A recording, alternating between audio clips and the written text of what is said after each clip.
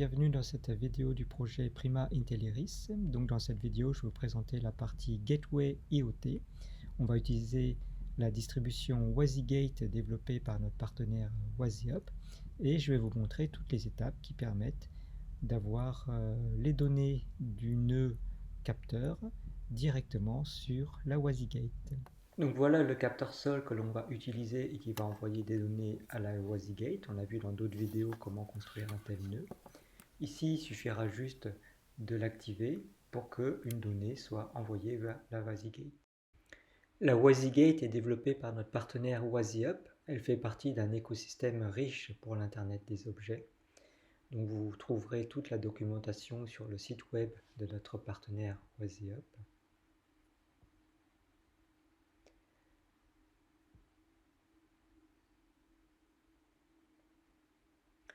Je vous invite à parcourir toute la documentation qui présente cet écosystème et plus particulièrement les documentations qui permettent d'installer et de configurer la WasIGate.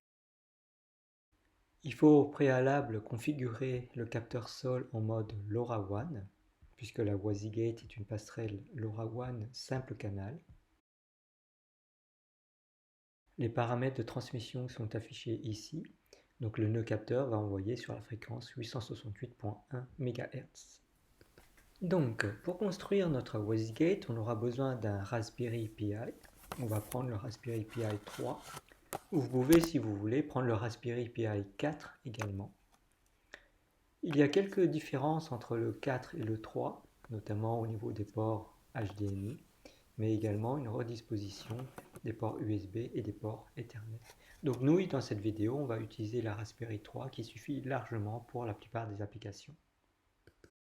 Donc on va tout d'abord récupérer la distribution Intelliris de la WasIGate. Donc on va sur le site web du projet Prima Intelliris.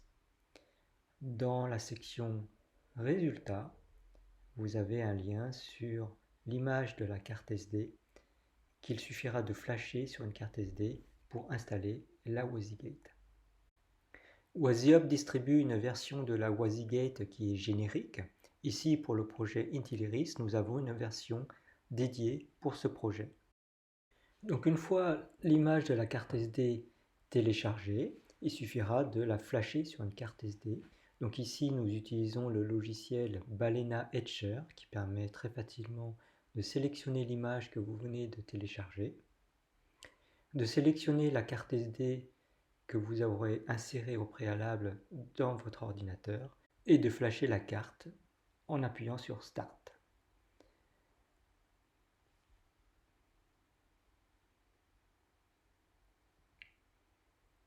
Alors ça peut prendre un petit peu de temps, bien sûr,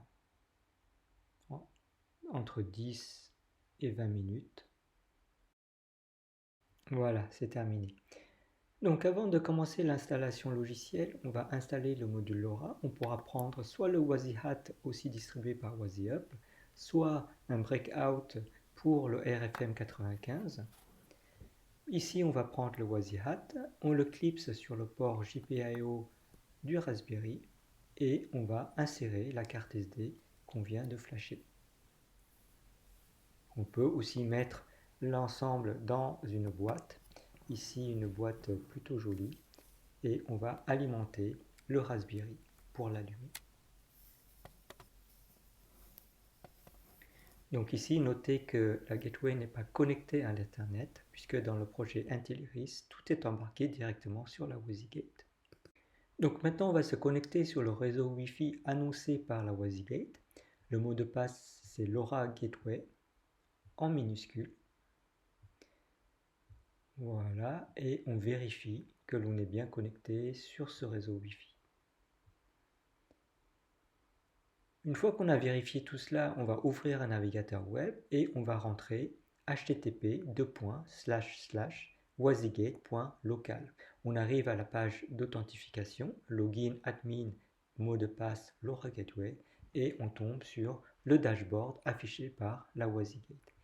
Donc si jamais wasigate.local ne marche pas, vous pouvez entrer directement l'adresse IP de la gateway et bien sûr on tombe sur le même dashboard.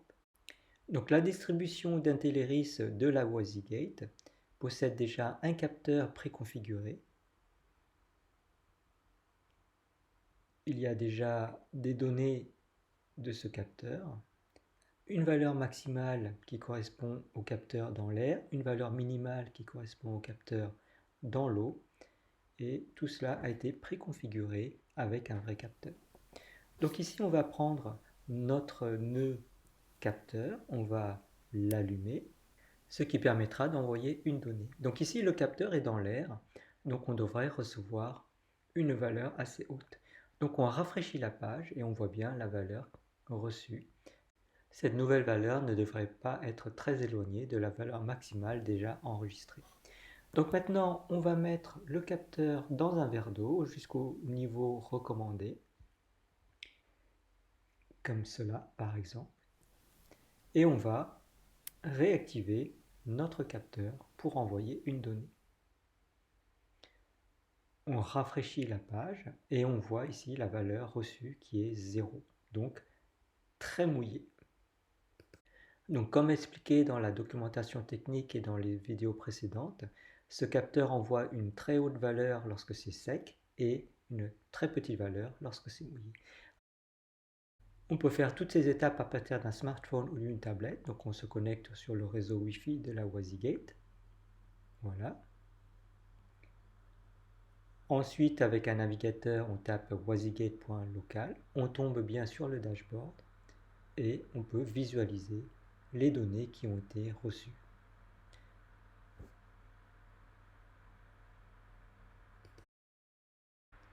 L'interface graphique de la WYSIWYG est complètement responsive et donc on peut assez facilement travailler avec des smartphones ou des tablettes. Voilà, donc travailler avec la WYSIWYG est particulièrement facile et la distribution spécifique d'Intelleris permet d'avoir un système directement déployable et opérationnel. Tout cela sans aucune connexion Internet. Voilà, c'est la fin de cette vidéo. J'espère que le contenu vous aura plu, que vous l'avez trouvé intéressant. Et je vous dis à bientôt pour d'autres vidéos.